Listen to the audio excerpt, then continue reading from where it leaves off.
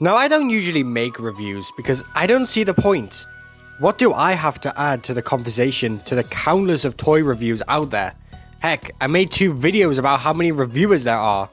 And those YouTubers are clearly doing a better job than me, so I usually just stick to my custom reviews, as no one can review what I have. But I found this figure on eBay for a pretty good price, and when looking for reviews on him, there was only one good review. Mitch Santona, a very nostalgic reviewer for me, and one of the best who did it back in the day. And he did indeed recently return, but then dipped. Again. God damn it. But considering there's only one good video about this figure, I thought I would take it upon myself to talk about him. So here is my review on the Transformers Prime Arms Micron Terrorcon Bumblebee with Micron Zori. Now this mold here is the Transformers Prime RID Bumblebee, who has had many repaints, including Standard, Arms Micron, Hotshot, Stealth, Dark Energon, Beast Hunters, Night Shadow, and today's review, Terrorcon. Now, no, Bumblebee never had a Terrorcon form in the show, but this is Takara, and they like to actually have fun with their figures. Hasbro. Instead of making what already exists, they just made whatever. And Takara just took a bunch of Transformers Prime molds and turned them all into wacky characters. The box for Bumblebee here is unfortunately just a regular packed box that you would have seen usually for like Voyagers back in the day, instead of the nice art-styled box Arms Micron usually does. Now, if you don't know what Arms Micron's gimmick was back in the day, it was basically just giving the toys a cool buildable model kit. And this Micron is called Zori, a clear purple repaint? Well, it's not exactly paint. How would you describe this? Anyways, it's a purple repaint of Soundwave's Micron, which will actually be an interesting fact later on. Now yes, although I love clear plastic Transformers, the Arms Micron are not one of the good ones. Even this guy here is already breaking down. Hey, Future Max here, yeah, he broke. Oh well. His tail constantly wants to pop off, and on the end clip has a stress mark. It's now broken. So I am not even going to breathe on this tail. Scorpion mode is incredible. He's just a little guy. Look at him. He's sporting the Arms Micron's trademarked one red eye that they all seem to have. Literally, look. They all have one red eye. What is going on? Unfortunately, he is missing the jewel that would sit in the middle here, but I don't care. I actually have a lot of these jewels myself, so I could replace them if I want to. He is decked out with some stickers though. One covering where the jewel would be, and the others just give him more detail. These stickers are well known in Arms Micron, as it could cost for Takara to make these. Same goes for the whole model kit process as well. Now the tail here is meant to resemble the Terrorcon tongues we saw in the episode Thirst, which is funny because the actual tailpiece is just Soundwave's tentacles, but I guess the look worked so well that they just reused it here. Also, fun fact, this Terrorcon here is voiced by Peter Cullen. Also, now that I'm thinking about it, why didn't they just make a Terrorcon repaint for Breakdown or the Viacons? It's strange that it was Bumblebee. I mean, Breakdown was an Arms Micron exclusive mold after all. Anyways, transformation. So transformation for this little guy is, you know, it's fun, but it's clear plastic. So obviously it's going to be very scary. So first things you want to do is just come here and flip the head so the peg comes out, and then come back here to the little legs, and then just gently ratchet them inwards like so, and then come back to these little claw things and then just fold them back in like that. And then this is where the scary part comes in. Now usually you would have the like leg here sort of just extending more out, but again this one's broken, so oh well. Anyways, as you can see, it flies off. You take this part, you just throw it down, and then you take this part. I'm gonna have to super glue this after the end of this video. And then you take the claw thing and then just rotate it like so. So it becomes like a long rifle stick thing. So, yay! The old mode is just a Terrorcon tongue gun with the claws on the back folded up and the tail extended. But if you make the claws go into like a T pose and slip down the handle, you can actually make a little sword thing. Bludgeon would be salivating right now. You can also plug the Arms Micron in any of the exposed 5mm ports and give Bumblebee a shoulder cannon. Oh, and yes, the tail is blast effect compatible.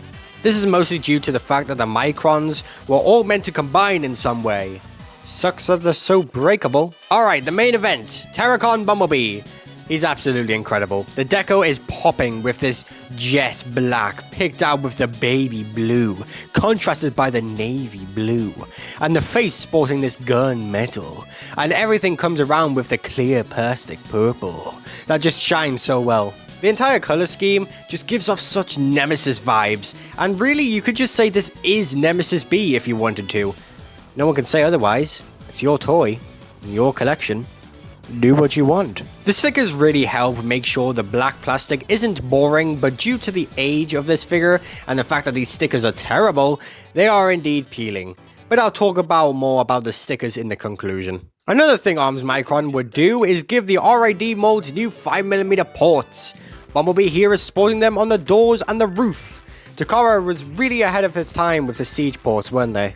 Unfortunately, this mold is not without its flaws, and this head flap bugs me.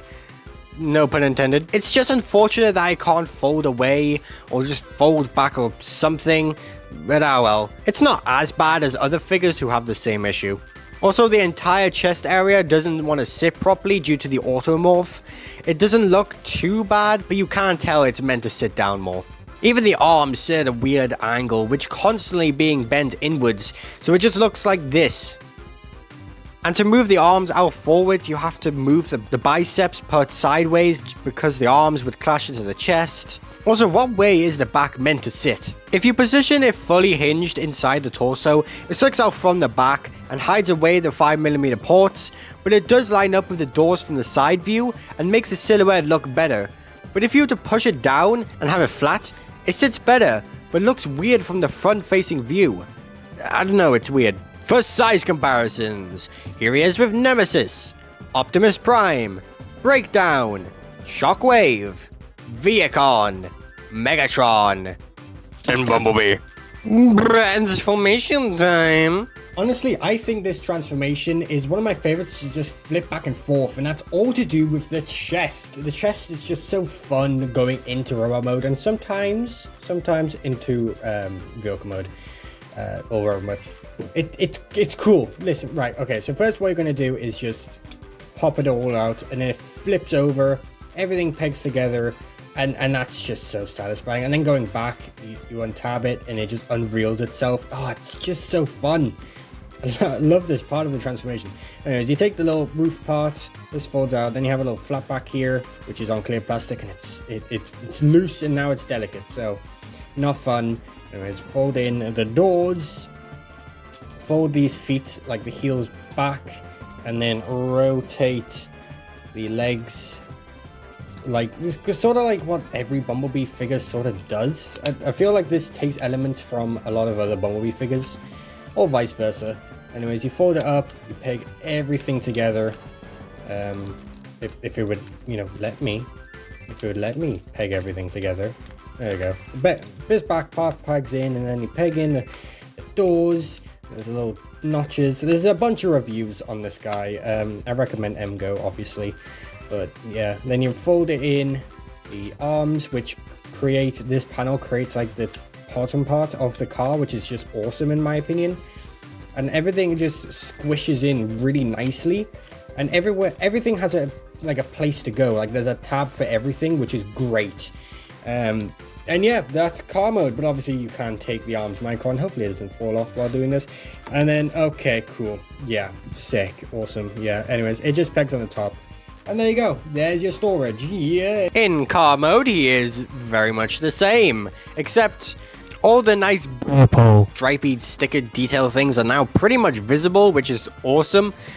But due to time, unfortunately, the stickers are flaking, which we'll talk about more in the conclusion, which I'm really not looking forward to. All the baby blue here hides in the car mode, apart from this one Minecraft square. The car mode in general just compacts really nicely, and now he has 5mm ports. 5mm ports. He has 5 ports for weapons. In conclusion, this is an amazing figure, an absolutely amazing repaint, which comes with an incredible micron, and it's just all around a fun figure. Like, I already own this mold. But just this deco alone just sells it so much more, and the more playability with the 5mm ports just makes it so much more fun. But there is an unfortunate caveat. Due to age and the stickers peeling, even if I were to get rid of these stickers or they would just peel off themselves, this guy would be very black. Which, don't get me wrong, isn't a bad thing. Look at Nemesis, he's very black and doesn't have much blue, and he's awesome, but this Bumblebee strives off those blue details in the car mode, and especially in robot mode, and if you were to remove all those stickers, you just kind of look boring, which sucks, but hey, toy hacks, you know. It does suck that the Micron does break over time, but that is due to it being clear plastic, so... oh well, I don't know what you were expecting from clear plastic things, speaking of. But yeah, I hope you enjoyed this mini review on a figure I recently got. If you would like to see more reviews on Takara repaints, I would happily like to, because I own a lot, surprisingly, and I love Takara repaints. They're so quirky and fun, and I would love to do more reviews on them. This video needs to do well too, you know, because... videos take time, guys. Yeah, I don't know if you know this. Also, I need money to buy more Transformers. You must understand.